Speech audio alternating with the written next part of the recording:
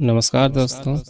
आइए हम आपको एक और प्यारी सी नई कहानी सुनाते हैं, जिसमें एक विधवा औरत को उसका छोटा देवर पत्नी के रूप में स्वीकार कर समाज में एक इज्जत की जिंदगी जीने का सम्मान देता है। तो चलिए दोस्तों, आगे बढ़ते हैं कहानी की ओर। गांव का वो पुराना घर, जहां हवाएं भी रिश्तों की कहानियां सुनाती थी, उसी घर में रहती थी सरिता, 28 वर्षीय, एक सुंदर सुलझी हुई मगर विधवा स्त्री। उसके पति अविनाश की मृत्यु को 3 साल बीत चुके थे। तब से वो अपने सास ससुर और छोटे देवर रोहित के साथ रह रही थी। रोहित अभी 24 साल का था। शहर में पढ़ाई पूरी करके हाल ही में गांव लौटा था। पढ़ा लिखा, समझदार और भाभी का बेहद सम्मान करने वाला। बचपन से ही सरिता उसे माँ जैसा दुलार देती थी और रोहित ने भी उसे अपने जीवन का सबसे प्रिय इंसान माना था। पति के मौत के बाद सरिता ने रंगों से, गहनों से और हर तरह की खुशी से खुद को दूर कर लिया था। उसके चेहरे पर हमेशा एक संयमित मुस्कान रहती, लेकिन आंखों में गहराई तक पसरा सूनापन साफ दिखता। एक दिन गांव में भारी बारिश हो रही थी। घर के सभी लोग किसी रिश्तेदार की शादी में बाहर गए थे। बस सरिता और रोहित ही घर पर थे। अचानक बिजली चली गई और पूरा घर अंधेरे में डूब गया। सरिता डर के मारे मोमबत्ती ढूंढ रही थी कि रोहित ने मोबाइल की रोशनी से रास्ता दिखाया। भाभी, आप डर रही हैं? नहीं रोहित, बस आदत नहीं रही अकेले रहने की। उसके शब्दों में एक गहराई थी। वो भावनाएं जो सालों से दबे पड़ी थीं, आज बारिश की बूंदों की तरह बाहर निकल रही थीं। धीरे धीरे रिश्ता बदलने लगा। वो छोटी छोटी बातें, भाभी के लिए किताबें लाना, सब्जी काटने में मदद करना, बारिश में साथ चाय पीना, इन सब में दोनों का एक अजीब सा अपनापन बनने लगा था। रोहित अब सरिता की मुस्कान का कारण बनने लगा। सरिता भी समझ रही थी कि ये रिश्ता अब देवर भाभी से कहीं आगे बढ़ चुका है, लेकिन समाज, संस्कार और रिश्तों की दीवारें उन्हें रोक रही थी। एक रात सरिता ने खुद से सवाल किया, क्या एक विधवा को प्यार दोबारा नहीं मिल सकता? क्या रोहित का साथ उसे दोबारा जीने की वजह नहीं दे सकता? एक दिन सरिता की सास ने सरिता को रोहित के कमरे से उसके कपड़े उठाते देखा। कोई सामान्य बात नहीं थी, लेकिन नजरों ने सवाल किए। रात को सास ने सरिता से सीधा सवाल कर दिया, कुछ चल रहा है तुम दोनों के बीच? सरिता ने आंसू बहाते हुए कहा, माँ, मैंने कुछ गलत नहीं किया, लेकिन हाँ, मुझे रोहित से सच्चा स्नेह मिला है। वो मेरी दुनिया को फिर से रोशन कर रहा है। सास थोड़ी देर चुप रही, फिर बोली, अगर अविनाश जिंदा होता और जान पाता कि तुम अकेलेपन से टूट रही हो, तो शायद वो भी यही चाहता कि तुम फिर से मुस्कुराओ। रोहित का प्रस्ताव। कुछ दिनों बाद रोहित ने सरिता से कहा, भाभी, अब बस हुआ। मैं माँ बाबा से बात करूंगा। अगर आप चाहें तो मैं पूरी दुनिया से लड़कर भी आपको जीवन साथी बनाऊंगा। सरिता ने उसकी आंखों में देखा, वो प्यार, वो समर्पण और वहाँ सच्चाई थी। अंततः गांव में कई लोगों ने उंगलियां उठाई, लेकिन रोहित और सरिता ने समाज से ज्यादा एक दूसरे की खुशी को महत्व दिया। सास ससुर ने धीरे धीरे सबको समझाया और आखिरकार एक सादे से समारोह में रोहित और सरिता ने विवाह किया। अब सरिता सिर्फ एक विधवा नहीं, बल्कि एक प्रेमिका, एक जीवन संगिनी और सबसे बढ़कर फिर से जीती हुई स्त्री बन चुकी थी। विवाह के बाद रोहित और सरिता का जीवन जैसे एक नई सुबह बन गया था। वो अब साथ थे, एक दूसरे के सुख दुख, हंसी आंसू, दिन रात में पूरी तरह जुड़े हुए। लेकिन प्यार जब दोस्ती और समझ के साथ हो, तो उसमें जो गहराई होती है वो सबसे अलग होती है। नई शुरुआत की पहली रात, विवाह के बाद का पहला दिन था। सरिता ने लाल रंग की हल्की साड़ी पहन रखी थी। सिंदूर की रेखा उसके माथे को फिर से अर्थ दे रही थी। वो आईने के सामने खुद को निहार रही थी। वर्षों बाद उसने खुद को एक औरत की तरह देखा था। कमरे में रोहित आया, कुछ देर चुप रहा, फिर उसके पास जाकर धीरे से बोला, भाभी। सरिता ने मुस्कुरा कर कहा, अब सिर्फ सरिता कहो। रोहित की आंखों में हल्की शरारत थी। तो फिर सरिता, क्या आज मुझे अपने करीब आने दोगी? वो झेंप गई, लेकिन उसकी झुकी पलकों और मुस्कान ने इजाजत दे दी। उस रात वो दोनों एक दूसरे की बाहों में थे। कोई जल्दबाजी नहीं थी, कोई वासना नहीं, सिर्फ प्यार।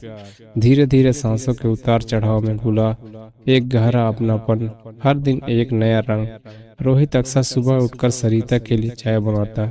सरिता किचन में सब्जियां काट रही होती और रोहित पीछे से आकर उसके कंधों पर सिर रख देता। वो एक दिन बारिश में भीगती सरिता को देखकर बोला, तुम्हें देखता हूँ तो लगता है मेरी दुनिया यहीं रुक जाए। सरिता ने आंखों में शरारत लिए कहा, तुम्हारी दुनिया बहुत नादान है, जो बस एक औरत में रुक जाती है। नादान नहीं, सौभाग्यशाली हूँ मैं, रोहित बोला और उसके माथे को चूम लिया। एक शाम झील के किनारे रोहित सरिता को पास के जंगलों के पार एक झील पर ले गया। दोनों वहां चुपचाप बैठे थे।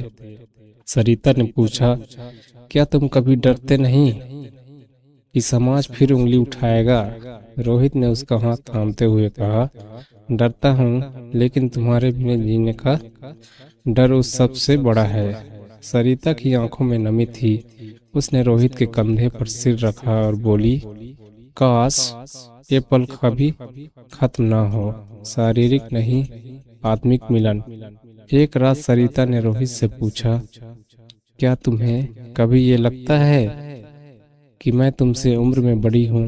रोहित मुस्कुराया, तुम मुझसे बड़ी नहीं, मेरे जीवन की सबसे बड़ी सौगात हो। उसने सरिता का चेहरा अपने हाथों में लेकर उसे बेहद कोमलता से चूमा। वो चुंबन केवल होठों का नहीं, दो आत्माओं के एक होने का प्रतीक था। उस रात उनका प्रेम एक अग्नि परीक्षा की तरह और गहरा हुआ। वे सिर्फ शरीर से नहीं, आत्मा से एक हो चुके थे। अब सरिता के जीवन में फिर से चूड़ियों की खनक, पायल की रुंझुन और होठों पर खिली हंसी लौट आई थी। रोहित का प्यार उसके जीवन की सबसे खूबसूरत कविता बन गया था। प्रेम का मतलब सिर्फ साथ जीना नहीं, बल्कि उस इंसान के जख्मों को भरना है जिसे सबने अकेला छोड़ दिया। विवाह के कुछ हफ्तों बाद गांव में सरिता और रोहित के रिश्ते को लेकर अब भी कानाफूसी होती थी। कुछ लोग कहते, देवर ने भाभी से शादी कर ली, हद है। तो कोई कहता, कम से कम समाज का तो ख्याल करते। लेकिन हर बार जब उन्हें साथ देखता, एक दूसरे की आंखों में सम्मान, प्यार और साथ निभाने का वादा, तो लोगों की बातें खुद ही चुप हो जाती थीं। समाज के विरोध से सामना।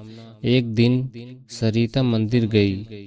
वहां कुछ स्त्रियां बड़बड़ाने लगी, कितना सच संवर रही है अब ये विधवा।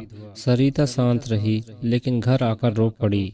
रोहित ने जब उसे चुपचाप आंसू पोंछते देखा तो उसका दिल कांप गया। वो उसके पास आया और कहा, तुम्हारी आंखों में आंसू मेरी सबसे बड़ी हार है। लोग क्या सोचते हैं वो उनका झूठ है, लेकिन हमारा प्यार, ये हमारी सच्चाई है। सरिता ने सिर उसके सीने पर रख दिया। वहां उसे दुनिया की सबसे मजबूत ढाल महसूस होती थी। एक नई खुशखबरी। कुछ महीनों बाद जब सरिता ने धीरे से बताया कि वो माँ बनने वाली है, तो रोहित जैसे पिघल गया। उसने जोर जोर से चिल्लाया, मैं पापा बनने वाला हूँ। घर में उत्सव का माहौल बन गया। वही लोग जो कल तक आलोचना कर रहे थे, आज मिठाई खा रहे थे। माँ, बेटा और प्रेमिका, पत्नी। गर्भावस्था के दिनों में रोहित का प्यार और समर्पण और गहरा हो गया। वो रोज सरिता को खाना बनाकर खिलाता, पाँव दबाता और कहानियां सुनाता। सरिता कहती, कभी लगता है मैं तुम्हारी माँ हूँ, कभी तुम्हारी पत्नी हूँ। बच्चे का जन्म और नई शुरुआत। आखिर वो दिन आया। अस्पताल में सरिता ने एक सुंदर से बेटे को जन्म दिया। जब रोहित ने उसे अपनी बाहों में लिया तो उसकी आंखें नम हो गई। ये हमारे प्यार की पहचान है, उसने कहा। सास ससुर ने उस बच्चे का नाम अभिरोह रखा। अविनाश प्लस रोहित, दो भाई, एक प्यार की कड़ी। अब वो घर फिर से हंसी खिलौनों और नन्ही चाहत से भर गया था। और सरिता, अब वो सिर्फ विधवा नहीं बल्कि पत्नी, माँ और फिर से जिंदा हुई औरत बन चुकी थी। प्यार रिश्तों की परिभाषाओं में नहीं बनता। प्यार अगर सच्चा हो तो वह हर बंदिश को तोड़ सकता है और किसी टूटे दिल को फिर से जोड़ सकता है। अंतिम संदेश। कभी कभी समाज के नियमों से बड़ा होता है दिल का फैसला। वो जो टूट कर भी मुस्कुराए और किसी टूटे इंसान को फिर से जीना सिखा दे, वही सच्चा प्रेम होता है। तो प्यारे दोस्तों, आपने इस कहानी में सुना एक विधवा औरत की जिंदगी के बारे में।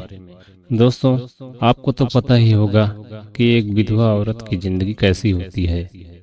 इस समाज में विधवा औरत को एक आम इज्जत की जिंदगी समाज जीने नहीं देता।